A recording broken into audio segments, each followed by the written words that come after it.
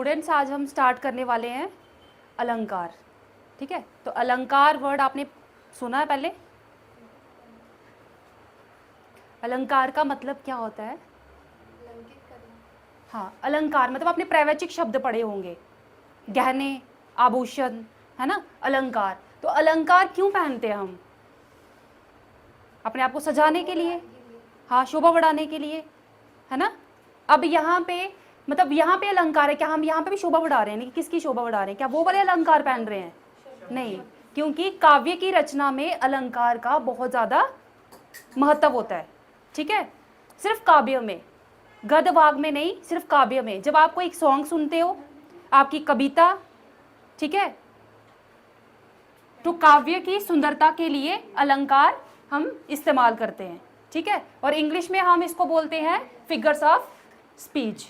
चीज़ों को कोरिलेट करते जाना, क्योंकि हम हिंदी में पढ़ रहे हैं वही चीज़ हम इंग्लिश में भी पढ़ते हैं, बट क्या होता है कि हमें वो चीज़ क्लियर नहीं होती है। वो चीज़ अगर हम इंग्लिश में पूछते हैं तो हमें वो चीज़ अच्छे से पता होती है, लेकिन हिंदी में नहीं पता है। अगर हिंदी में पता है तो हमें इंग्लिश में नहीं पता है। तो ध्यान से सुनना, ठीक है। सबसे पहले अलंकार, अलंकार का क्या मतलब है? अगर इसकी हम संधि करें अलम प्लस कार, इसका मतलब है अलंकृत करना किसी चीज़ को, मतलब सौंदर्य, किसी चीज़ को सुंदर बनाना। ठीक है, ये जो अलंकार है जस्ट आपको पता होना चाहिए कि अलंकार कहाँ से आए, ठीक है, किसने पहले इसको यूज़ किया था। तो सबसे पहले संस्कृत के एक आचार्य थे जिनका नाम था बामन। क्या नाम था? बामन। ठीक है, इन्होंने इसको यूज़ किया था अपने अलंकार शास्त्र में।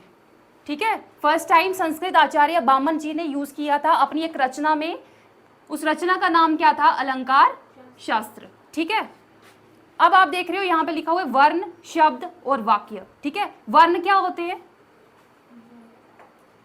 जैसे आप अ, आ, क, ख, ग, ये वर्ण है। ठीक है, क्योंकि लास्ट क्लास में भी मैंने आपको समझाया था, जब हमने क्या पढ़ा था, समास पढ़े थे, तो आपने देखा कि वर्णों का बहुत महत्व था। अगर वर्ण समझ नहीं आ रहे हैं, शब्द समझ में नहीं आएंगे। ठीक है, शब्द समझ में नहीं आ रहे हैं तो वाक्य नहीं बनेगा, और जब वाक्य बन रहा है, वाक्य के बीच में कारक आ रहे हैं, ठीक है, और उन कारक की समझ नहीं है तो हमें समास अच्छे से हम नहीं कर पाएंगे। वैसे ही यहाँ पे भी वर्ण है, शब्द है, वाक्य है। ठीक है, वर्णों से शब्द बन जाता है, ठीक है, और शब्दों से क्या बन जाता है?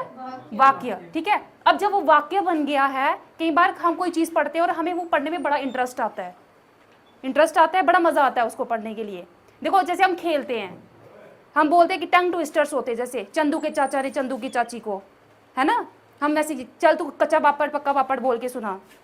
ये कभी सोचा? यही तो अलंकार है, यही तो सुंदरता है चीज़ों की, बोलते हैं ना हम। हाँ, तो वैसे ही वर्ण है, शब्द है और वाक्य है, और यही चीज़ें मिलके काव्य का निर्माण करते हैं। अगर वर्ण नहीं होते तो शब्द भी नहीं होते, शब्द नहीं होते तो वाक्य कैसे बनाते हम? नहीं बनता ना। तो जब वाक्य कैसे बन रहा है? वाक्य जब बन रहा है तो क्या हो रहा है कि काव्य का निर्माण हो रहा है। काव्य क्या है?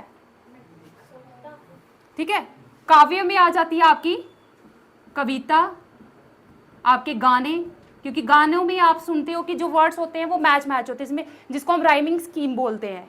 लास्ट वाली चीज़, जैसे पोइम को ही पढ़ते हो आप तो उसमें लास्ट वाले जो शब्द हैं वो भी मैच हो रहे होते हैं, है ना, राइमिंग वर्ड्स होते हैं। तो राइम, उनकी राइमिंग स्कीम होती है, वो आप इंग्लिश में अच्छे से पढ़ोगे।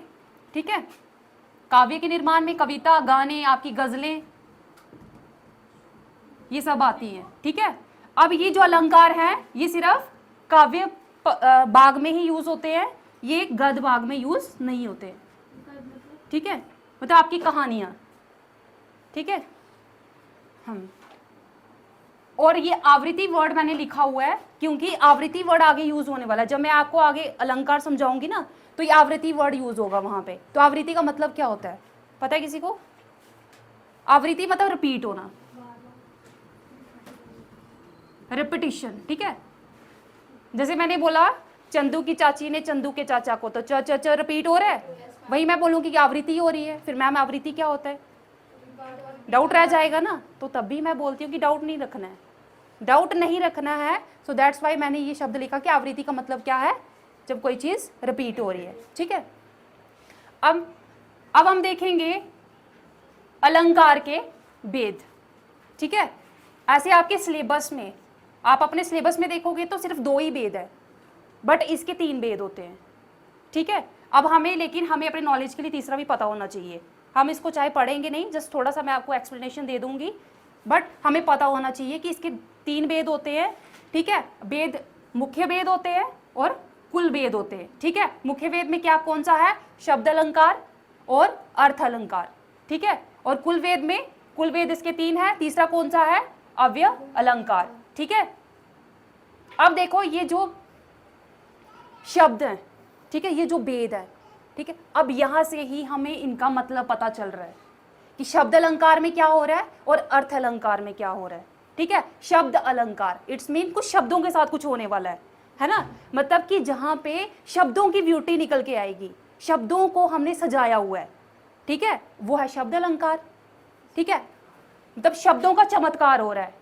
कहीं कुछ आप पंक्तियां पढ़ते हो, कुछ पोइम ऐसी होती है, कविता होती है, उसमें हम क्या एक वर्ड को 4 बार यूज कर लिया होता है ना। कुछ शब्द ऐसे होते हैं हम पढ़ते हैं, हमें उसका मतलब चाहे नहीं पता है, पर जब हम उसको पढ़ते हैं हमें बड़ा मजा आता है ना। हम दूसरे को भी बोलते हैं चल तू भी पढ़ के सुना इसको, तो वो शब्द अलंकार है ना, क्योंकि वो जो काव्य लिखा गया है उसमें ऐसे शब्दों का इस्तेमाल किया है कि जो पढ़ रहा है उसको मजा आ रहा है ना। अगर सोचो अलंकार नहीं होते तो क्या हम पढ़ते? हमें मजा ही नहीं, वो बोरिंग सी चीज हो जाती है। तो अलंकार जरूरी है, क्योंकि आगे चल के हमने क्या करना है, हो सकता है मे बी आप में से कोई कवि बने, है ना, कोई आप कंपोजर, गाने लिखो, कोई गजलें लिखेगा, है ना। तो वो जब आप लिखोगे तो लिखने में आपको पता होना चाहिए कि अच्छा ये चीज़ ऐसे सुंदर बन सकती है। कोई गाना अगर बोरिंग से, कोई लिरिक्स अच्छे नहीं होंगे, कोई सुनेगा नहीं सुनेगा। तो जो लिरिक्स लिखने हैं वही तो उसमें जो शब्दों की सुंदरता आएगी वो अलंकार है, ठीक है। वैसे ही अब देखो शब्द अलंकार में क्या है? शब्दों का चमत्कार, ठीक है, क्लियर। अर्थ अलंकार, अर्थ अलंकार में क्या है?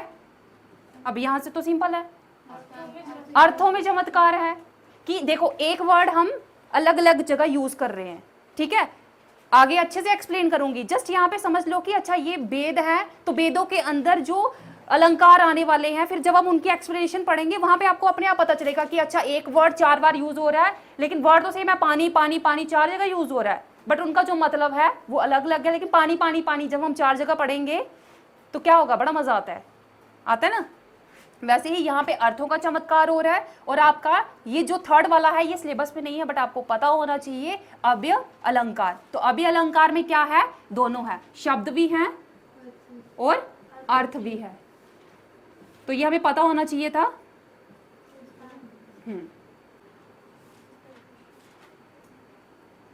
अलंकार कौन कौन से होते हैं, ठीक है, अलंकार कौन कौन से होते हैं।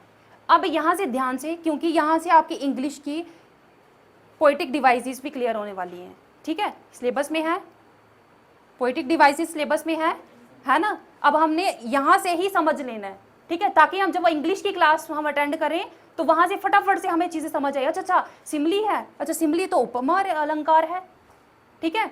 तो वैसे ही ये थोड़ा सा मैं आपको बता देती हूँ कि उपमा अलंकार उसको हम सिमली बोलते हैं, क्योंकि इंग्लिश की क्लास में आपने सिमली पढ़ ली है, ठीक है। उपमा अलंकार और मेटाफर उसको हम रूपक अलंकार बोलते हैं। मानवीयकरण, मानवीयकरण मतलब पर्सोनिफिकेशन, ठीक है। संबोधन एपोस्ट्रोफी, ठीक है। अतिशयोक्ति हाइपरबोल, ठीक है। जमक एंटाक्लॉसिस, अनुप्रास एलिट्रेशन, ठीक है। श्लेष रिट्रिकल फिगर, ठीक है। अब क्या करना, जब आप इंग्लिश की क्लास में भी पढ़ोगे तो आपको यहीं से आपने समझ लेना है, और वहां पे आपको ज्यादा अच्छे से, जब आप कोरिलेट करोगे तो चीजें अच्छे से आपको समझ आ जाएंगी, ठीक है। अलंकार के कितने भेद बताए मैंने? 3, उसमें से 2 ही आपके सिलेबस में है, ठीक है। अब तीसरे का आपको मतलब पता चल गया कि उसमें शब्द भी आते हैं और अर्थ भी आते हैं, ठीक है। तो जो आप फर्स्ट है वो है शब्द अलंकार, ठीक है, जिसमें क्या हो रहा था? शब्दों का चमत्कार हो रहा था, ठीक है। तो शब्द अलंकार में 3 अलंकार आते हैं, अनुप्रास अलंकार, जमक अलंकार और श्लेष अलंकार, ठीक है। तो अब यहाँ पे हम समझेंगे, जैसे आपने इंग्लिश में एक मैंने आपको पोइम पढ़ाई थी, कौन सी पोइम थी? स्पीकअप। तो स्पीकअप में कौन सी पोएटिक डिवाइस यूज हो रही थी? एलिट्रेशन। तो एलिट्रेशन का मतलब क्या होता है? अनुप्रास अलंकार, ठीक है। अब इसका मतलब क्या है कि इसमें रेपिटेशन होती है, ठीक है, मतलब वर्ड्स जो हैं वो रिपीट होते हैं, ठीक है। तो अनुप्रास अलंकार, अनुप्रास अलंकार में जैसे मैंने स्टार्टिंग में बताया वर्ण, शब्द और वाक्य, ठीक है, ध्यान से सुनना, वर्ण, शब्द और वाक्य, ठीक है। अनुप्रास अलंकार में वर्ण, यही से चीजों को जोड़ना, ठीक है। वर्ण जो है, वर्णों की आवृत्ति, आवृत्ति का मतलब ही मैंने समझाया, ठीक है। मतलब यहाँ पे क्या हो रहा है कि वर्ड्स, ठीक है, वर्ण, वर्ण मतलब अ, आ, क, ख, ग, ये वर्ण है, तो अब ये रिपीट हो रहे हैं। देखो शब्द रिपीट होना अलग चीज है और वर्ण रिपीट होना अलग चीज है, क्योंकि अगर ये कंसेप्ट क्लियर नहीं होगा, हो सकता है मे बी वहां पे आपका कोई शब्द रिपीट हो रहा है तो आप उसको लिख लो कि ये अनुप्रास अलंकार है, लेकिन क्या वो अनुप्रास अलंकार है? नहीं, क्योंकि अनुप्रास अलंकार में क्या हो रहा है, वर्ण की आवृत्ति हो रही है, ठीक है। अब जैसे मैंने आपको यहाँ पे एग्जाम्पल क्या दी थी, चंदू के चाचा ने चंदू की चाची को चांदनी चौक में चटनी चटाई, और कोई बताओ, कच्चा पापड़ पक्का पापड़, और यस, पीतल के पतीले में पपीता पीला पीला, क्या हो रहा है कि प प प यूज हो रहा है ना। ये तो हम ऐसे खेल खेलते थे, लेकिन हमें पता ही नहीं था क्यों बोल रहे हैं, क्योंकि उसमें शब्दों का चमत्कार हो रहा है ना। हाँ, खड़क सिंह के खड़कने से खड़कती है खिड़कियां, खिड़कियों के खड़कने से खड़कता है खड़क सिंह, है ना। तो देखो मजे मजे खेल खेल में हमने कौन सा अलंकार सीख लिया, अनुप्रास। और अभी कभी ये भूलेगा, अब तो जब आप घूमोगे ना, कहीं पे भी जाओगे, तो अनुप्रास अलंकार आपके साथ साथ चलेगा, चलेगा ना। हाँ ठीक है, बस इतना ही याद रखना है, कुछ नहीं है इसमें, ठीक है। इसमें क्या हो रहा है कि वर्णों की आवृत्ति हो रही है, ठीक है। अब नेक्स्ट यमक, यमक, यमक का मतलब क्या होता है, पेयर, पेयर मतलब दो, ठीक है, इसका मतलब ही दो है, ठीक है। अब यहाँ पे क्या हो रहा है, शब्द। अब दो क्या है, ये मत सोचना कि दो मतलब कुछ चीजें दो बार आ रही हैं, या फिर दो, जैसे हम वहां पे पढ़ रहे थे समास में, हम पढ़ रहे थे, कौन सा समास था वो जिसमें पेयर की बात हो रही थी, माता पिता, द्वंद्व, ठीक है। ये वो वाले दो नहीं है, यहाँ पे शब्द जो है, एक शब्द दो बार आ रहा है, तीन बार आ रहा है, ठीक है। यहाँ पे शब्दों की आवृत्ति हो रही है। देखो यहाँ वर्ण है, ध्यान से सुनना, वर्ण, वर्णों से मिलके क्या मिला, वाक्य नहीं, शब्द, शब्द, क्योंकि अ न आ र, ठीक है, तो वो वर्ण थे, वर्णों से बन गया शब्द। तो शब्दों को मैं अनार खा रहा हूं तो बन गया वाक्य, ठीक है। तो चीजें ऐसे काम करती हैं, वर्ण, वर्ण से बन गए शब्द। देखो यहां से ही शब्द अलंकार, ठीक है, शब्द अलंकार। अब शब्द अलंकार से क्या आगे उसके हम पढ़ रहे हैं कि शब्द अलंकार में कौन कौन से अलंकार आ रहे हैं। फर्स्ट मैंने पढ़ाया अनुप्रास, तो अनुप्रास में हम वर्णों को रिपीट कर रहे हैं, ई आएगा तो तब जाके शब्द बना पाएंगे ना। तो वैसे ही पूरा वैसे ही याद रखना है, कुछ भी मुश्किल नहीं है, सिर्फ क्या करो कि चीज़ों को समझो ध्यान से, ठीक है। अब पहले वर्ण जोड़ रहे थे, हमारा अनुप्रास अलंकार आ रहा था, अब यहाँ पे हम शब्दों की आवृत्ति हो रही है, तो ये कौन सा है, यमक, ठीक है। यमक का मतलब क्या है, पेयर, ठीक है। पेयर कैसा, दो शब्दों नहीं, शब्द एक है बट वही शब्द बार बार आ रहा है, रिपीट हो रहा है वो शब्द, और जिस सेंटेंस में शब्द बार बार रिपीट हो रहा है, पेपर में आ गया सिंपल, हाँ ये तो यमक है, इसमें तो पेयर है ना। अब जैसे मैं यहाँ पे एक आपको उदाहरण देती हूँ, काली घटा का घमंड घटा, काली घटा, देखो यहाँ पे घटा और घटा, देखो अब यहाँ पे ध्यान से सुनना, घटा और घटा वर्ड सेम है बट यहाँ पे मतलब अलग है। घटा, देखो आज मौसम कैसे है, बाहर देखो मौसम कैसे है, क्लाउडी है ना, तो घटा मतलब बादल, है ना। और देखो बादल भी आज कैसे हैं, काले ही हैं, ठीक है। काली घटा का घमंड घटा, ठीक है। कोई चीज मैंने गिलास भरा, पानी पी लिया, पानी घट गया, घट गया मतलब कम हो गया, ठीक है। देखो शब्द दो बार था, ठीक है। देखो ब्यूटी, ब्यूटी निकल के आ रही है चीजों की, और जब आप उस ब्यूटी को एंजॉय करते हो ना, चीजें समझ में आती हैं।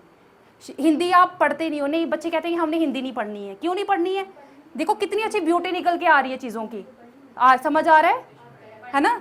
तो क्या है, काली घटा का घमंड घटा, ठीक है। अब यहाँ भी घटा, यहाँ भी घटा, मीनिंग अलग अलग है बट वर्ड रिपीट हो रहा है, तो यही हमारा क्या है, यमक अलंकार। अब यही यमक अलंकार आपके साथ साथ चलने वाला है ना। जब कोई आप किसी से बात कर रहे होंगे, हाँ हाँ ये वर्ड मैंने दो बार बोल दिया बट इसका मतलब तो अलग अलग था, है ना, तो यमक अलंकार है, उसके बाद आता है श्लेष। श्लेष क्या है? श्लेष का मतलब होता है चिपका हुआ। क्या कोई दो चीजें, जैसे मैंने 4-5 पेज लिए, ठीक है, और उनको चिपका दिया, वो श्लेष अलंकार बन गया। अब मैम ये श्लेष अलंकार कैसे चिपका दी, क्या पेज चिपका दी तो श्लेष अलंकार बन गया? हाँ, वो श्लेष अलंकार बन गया। अब वर्ड कैसे चिपकेंगे, समझना इस चीज को, ठीक है।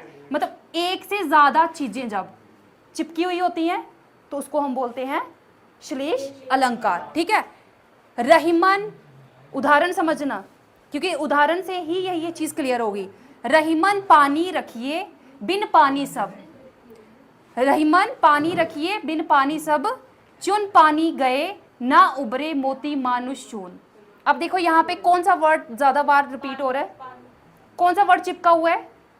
पानी चिपका हुआ है, ठीक है, पानी। अब देखो क्या ये पानी, पानी पीने वाला होता है ना, पानी पी रहे हैं हम, तो क्या यहाँ पे हर जगह पानी का वही मतलब है? नहीं है ना। अब कोई बच्चा मुझे बता सकता है कि पानी, यहाँ पे पानी का क्या मतलब है, यहाँ पानी का क्या मतलब है, यहाँ पानी का क्या मतलब है? यहाँ पे पानी देखो, रहीमन, रहीमन मतलब मनुष्य, ठीक है। मनुष्य को हमेशा कैसे रहना चाहिए? पानी की तरह, मतलब उसे विनम्र रहना चाहिए, ठीक है। तो यहाँ पे क्या पानी का मतलब क्या आ रहा है? विनम्रता, ठीक है। और यहाँ पे पानी देखो, बिन पानी सब चून पानी। अब चून क्या है? चून क्या है? चूना। अब ये वो वाला लाइम वो चूना नहीं है, ये वो चूना है आटा, ठीक है। अब देखो यहाँ पे पानी का वही मतलब है कि जो आटा है, चूना है, बिना पानी के वो उभरेगा? उसमें पहले हमें पानी डालना पड़ेगा, फिर वो उभरेगा, ठीक है। गए ना उभरे मोती मानुष चून। अब देखो यहाँ पे पानी का क्या मतलब है? पानी का मतलब है आबा। आबा, आबा, आबा का मतलब क्या होता है? चमक, ठीक है। कोई मोती चमक के बिना अच्छा होता है? नहीं होता है, ठीक है। अब आपने देखा कि रहमन पानी रखिए बिन पानी सब, चुन पानी गए ना उबरे मोती मानुष चून, कि मोती मानुष चुन तीनों के लिए पानी का इस्तेमाल हो रहा है, बट इसका मतलब अलग अलग है। कि कोई भी इंसान जो है विनम्रता के बिना एक इंसान अच्छा नहीं होता है। हर इंसान में विनम्रता होनी चाहिए, है ना, विनम्र।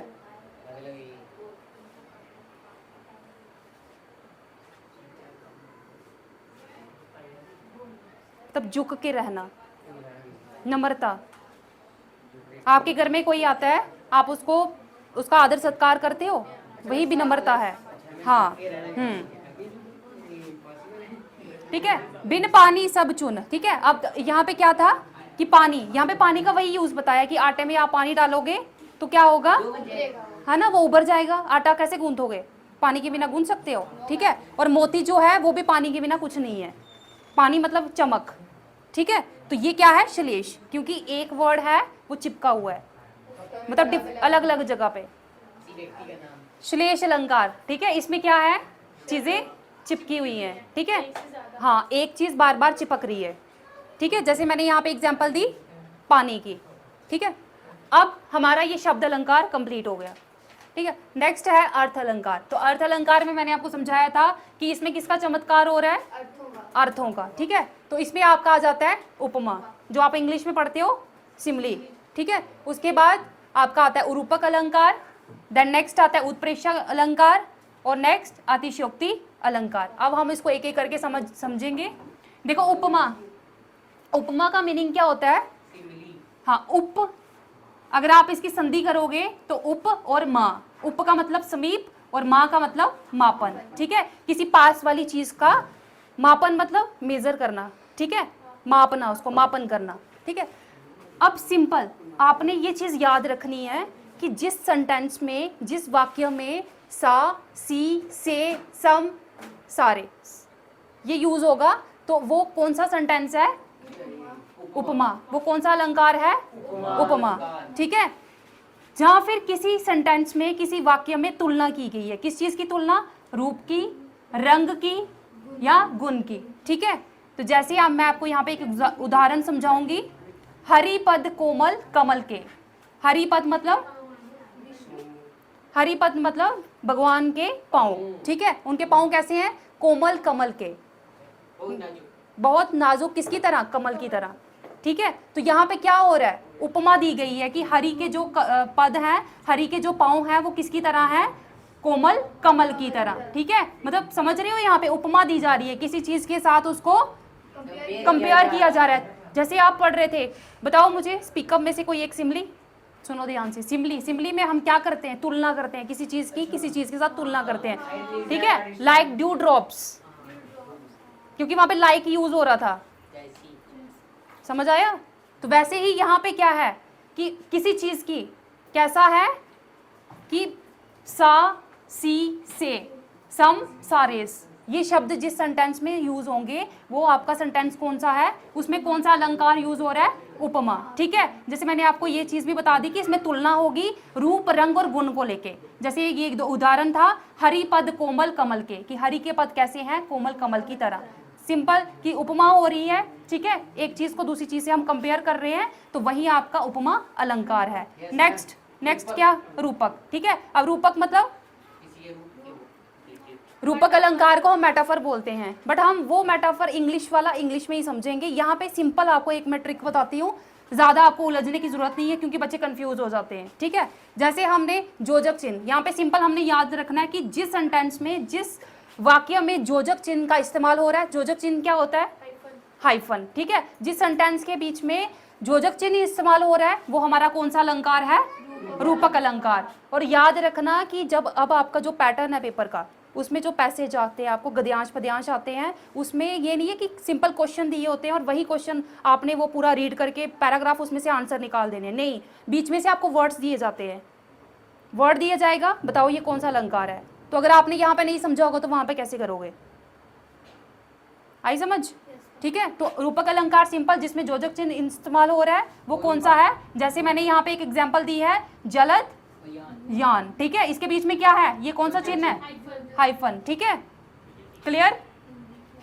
उसके बाद नेक्स्ट है उत्प्रेक्षा। उत्प्रेक्षा मतलब, उत्प्रेक्षा का क्या मतलब है?